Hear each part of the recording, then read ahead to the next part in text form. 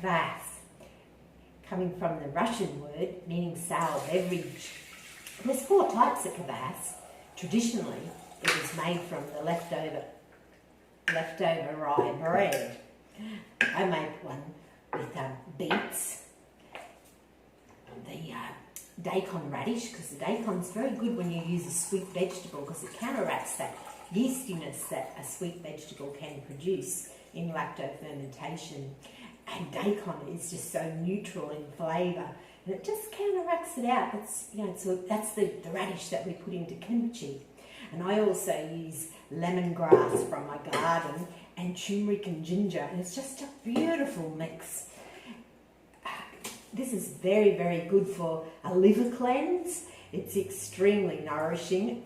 It can really flush out the bad toxins. So if you're just starting off, the best idea is just to start with like a teaspoonful a day until you can go up to say like a half a cup twice a day or whenever that you feel that you need it. Isn't that just so beautiful? Look at that beautiful rich colour. Traditionally, going way back in time in Russia, the wealth of your home was determined by the quality of your kvass. It didn't matter how much wealth that you had, how lovely your home was, or I don't think they had cars, but the horse and cart or whatever it was they had. It was the quality of this kvass. It's how important it was. And way back in time, 989 or something like that, Vladimir said, give the people honey, kvass and food. So kvass was always considered just so important. This it's a quick ferment because it, once again, being that sweet vegetable, it ferments quite quickly. So I like to leave mine for about 14 days and then I check it. I also do add cabbage into my kvass because when I make this, I actually make it after I make my sauerkraut.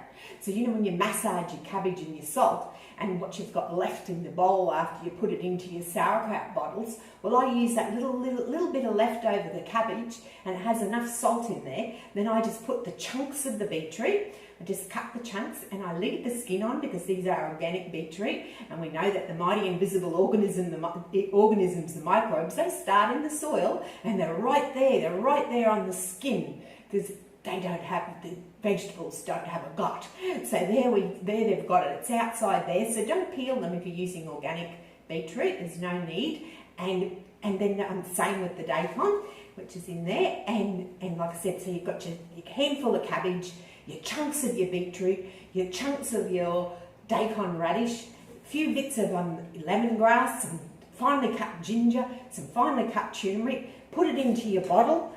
Come up to about there, then top it up with a nice source of clean water, not tap water because we don't want chlorine in there. So top it up, leave a little bit of room for bubbles at the top, and you can put something to keep it so that it's not because you need to keep it submerged, and seal it.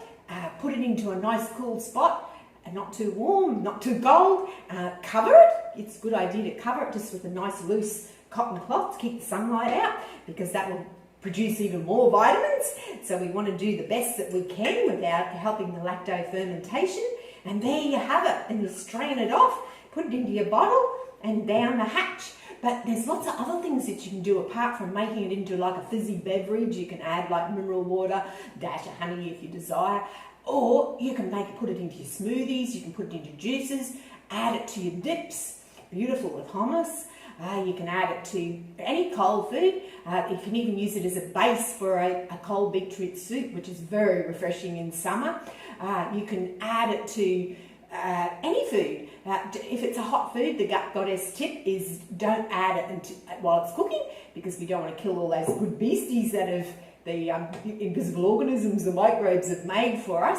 So we want to just add it as like your final replacement for salt. That's what it is. It's an alternative to salt. So just a little touch, but it'll give beautiful colour. I like to soak my dried coconut in it and it gives it that beautiful pink colour. You can make a quick pickled egg. Beautiful, if you love boiled eggs, just boil your eggs, peel them, put it in like that. Just pop your boiled eggs into there. Leave it in the refrigerate it, for about 2 to 3 days, and the eggs will go that beautiful colour and it penetrates right through, so it looks looks really lovely on a plate, and it's nice and gut loving as well, and it keeps your eggs, and it's nice to have a little snack that you can grab from the fridge. Now the leftover bits here, these are all pretty spent, so there's not much goodness left in there, but you don't want to throw it out, you want to use it.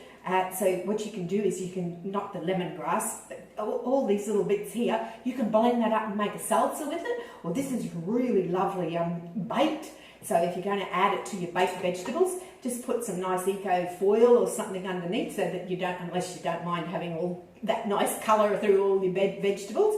But yeah, just keep that separate and use that on your baking tray with all your veggies. So that's a good way of eating it. Or you can blend it, or as I said, you can blitz it, or I love to bake them just by themselves, and I have it with my potato pancakes. Oh, beautiful, beautiful. Thank you.